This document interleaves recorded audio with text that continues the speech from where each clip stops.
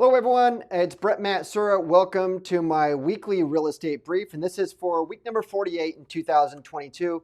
We just got through the Thanksgiving holiday. In fact, if you celebrate Thanksgiving, I hope you had a wonderful time. I hope that you reflected on things that you're thankful for, and I hope that you're getting back into the saddle and ready to kind of start working again. So this brief is for the upcoming week, week 48 of the year 2022, and that is from Monday, November 28th through Friday, December 2nd.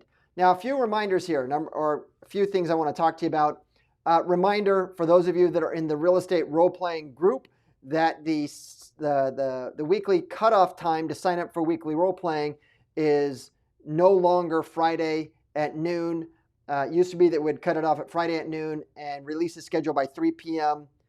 On Friday as well, in that Pacific time. We are now keeping the signups open until 5 p.m. Pacific time, and then we release the schedule at 7 p.m. Pacific time on Friday. So that gives you more time to actually get scheduled. About 90% of all the people who sign up for next week's role playing occurs on Friday. So that gives you a little bit more. And then if you need to make any changes to your schedule, something comes up or whatnot, you have until Sunday afternoon to actually get that over to us, and we can make those changes. Because once it hits on Monday, once 3 o'clock rolls around on Sunday, then Pacific time, then no changes are made. It's locked in. Another thing I want to talk to you about is that it's now time to focus on your first quarter. Now, you've always should be focusing on the first quarter. We have a 90 to 100 day effect in real estate. That's from the time that you actually generate a lead and you start working with them and they become a client to the time that you actually close and you actually collect your commission. It's about a 90-day spread when you start talking about the overall nation. Now, your market time may be different. You may have a lower market time, which is going to affect that. But typically you're looking more than 60 days, less than 90 to 100, in that range to get something closed. And now that we're entering into the last part of November, we're going into December, we're in the holiday season. In my experience, the slowdown for the holiday season always occurs that week of Thanksgiving and goes until that week following the New Year's. We need to start accounting for that. There are objections that you're going to get. We're going to go over those in a second there, but you need to start teeing up your first quarter. The stuff that you do now, the work that you do now, is you're going to reap the rewards in January and February. If you don't do the work now, you're not going to have any rewards to reap in January or February. So we got to make sure that we're staying clear on that. And then I want to ask you something. How's your market doing?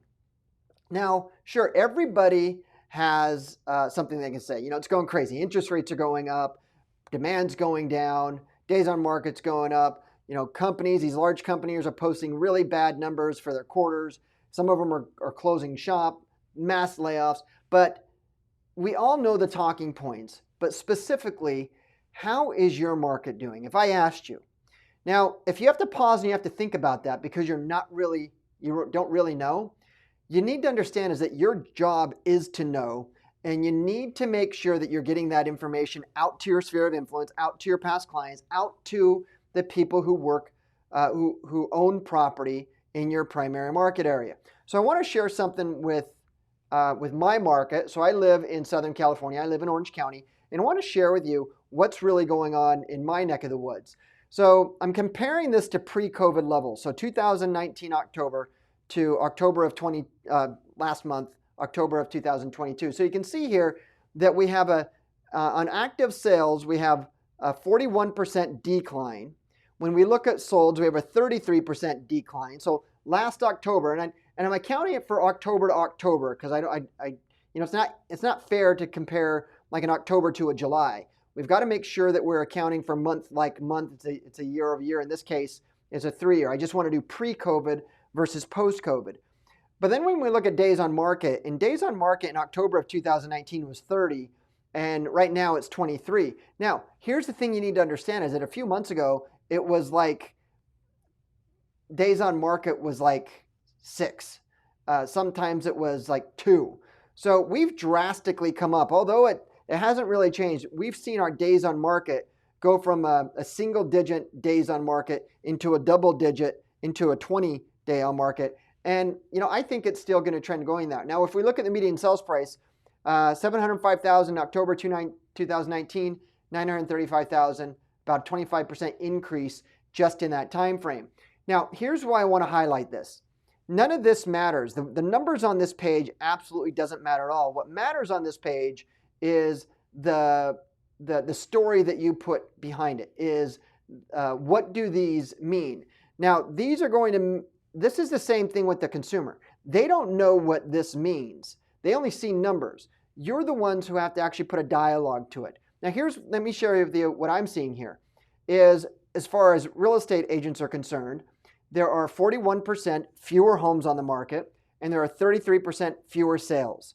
Regardless of days on market, regardless of the median sales price, that should tell a toll. Why?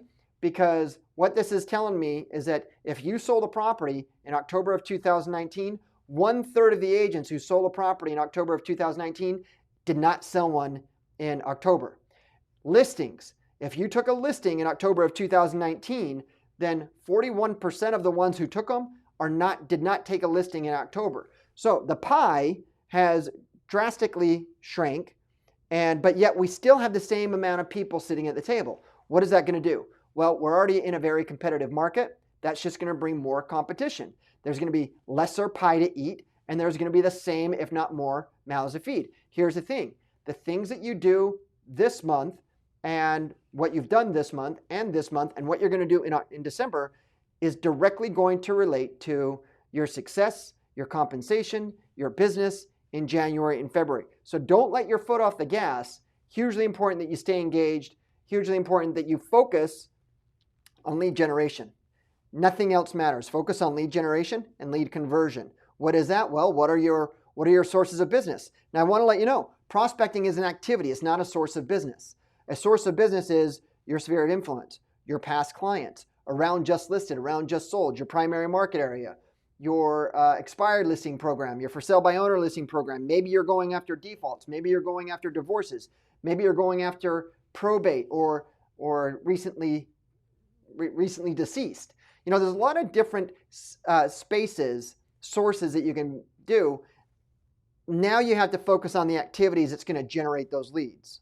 So you need to focus solely, 80% of your time should be on lead generation, lead nurturing, lead conversions into appointment. That's where practice comes in. So that's all I have to say on that, but just make sure you're continuing to do what you need to do. I'm going to be releasing some training and some tools that's going to help you do that. But in the meantime, just keep doing what you're doing to generate those leads. So as far as the role-playing group, here's what we're going to be focusing on in week number 48. On Monday, we're doing old expireds, great source of business. Go back 3 months, go back 6 months, review it, see if they've actually sold.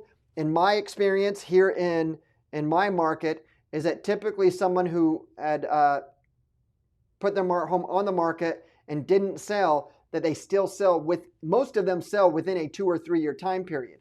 So granted, we're looking for someone who wants to sell now, but you're only going to do that if in fact you have some sort of marketing plan in place and some sort of prospecting and follow-up plan in place. So old expireds, Tuesday's lead follow-up, Wednesday is for sale by owners, Thursday is sphere of influence, and then Friday we're going to finish up with around just listed. That's geo prospecting. Could be around just sold as well. Objections. You are going to start, if you haven't already, you are going to start getting the blow-off questions. We want to wait until. So we're going to dive into those. But Monday is, what do you to get the home sold? Look, you need to make sure that the discovery process that you're doing, that you have information that you can send to the seller. Do not rush a sales conversation. Okay, there are certain things that the seller needs to know, the buyer needs to know. You need to educate them. That's part of your process. So, but if they say to you and you're going for the appointment, what do you do to get home sold? You need to get them a pre-meeting packet. You need to educate them to know what you're doing before then, before you have that appointment. You do not want to try to start selling them on that when you have an appointment. Tuesday, I'll sell the home next year. You're going to get that. Plan on it. Look, we're in the holiday season. Unless they really have to sell, they're going to wait until next year. Make sure that you have a dialogue that you can actually have a conversation with them, send them information, make sure you take advantage of this time period to educate them. Oops. Number 3 is, or Wednesday, we're going to wait until next year to sell. Okay, I'll sell the home next year. Same thing. We're sticking with that because we're going to get them a lot. Practice makes perfect. I'm going to take a break. Thursdays, I'm going to take a break and I have no rush to sell. Same thing, right? We're putting it off. And then Friday is the blow off. I'm busy. Call me back later. Make sure that you're watching the videos that I recorded that walks you through in a way that you could actually handle these objections. It'll help you out, and then practice that with your partner. Tuesday and Thursday are going to be the same. Tuesday is pre-qualifying the listing or the buyer orientation. Thursday is the listing consultation. So that's all I have for today. One of the things I just can't emphasize enough is to make sure that you stay in lead generation mode, lead conversion mode. Make sure you're protecting your time, you're implementing your systems. We're going to have some downtime here. Make sure you take advantage of that so that you're ramping things up and you can get people in your funnel so that you can actually work with them and get in those properties listed next year. So that's all I got. Have a great week number 48. I will see you in the next video. Take care.